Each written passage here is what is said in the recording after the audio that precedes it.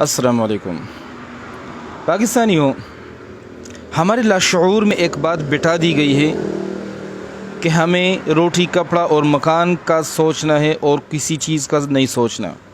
ہم نے آٹا گھی چینی پیٹرول کا سوچنا ہے اور کچھ نہیں سوچنا.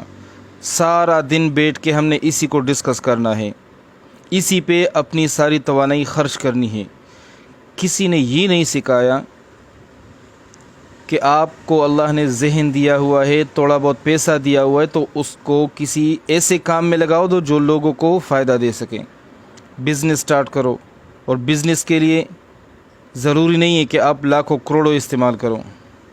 تھوڑا بہت 10,000 20,000 50,000 چھولے کا ریڑھی لگاؤ، فروٹ کا ریڑھی لگاؤ، کچھ بھی کرو لیکن اپنا کاروبار شروع کرو. پہلی بات. دوسری بات یہ، کوئی بھی نئی انوینشن، نئی ایجاد یا دریافت ہمارے پاکستانیوں کی طرف سے بہت کم ہو رہے، بلکہ نہ ہونے کے برابر ہے.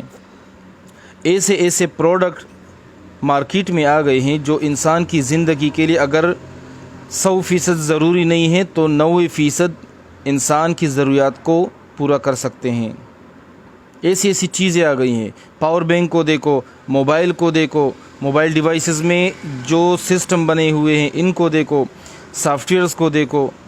کسی بھی اچھی چیز، ابھی آج کل دور ہے الیکٹرک سائیکل کا، ای بائک کی طرح ای سائیکل بھی ابھی آج کل کا دور میں شروع ہے، لیکن وہ سارے انگریز کی طرف سے آ رہے ہیں، کیونکہ ہم تو آٹا گھی اور چینی سے نکلے نہیں ہیں.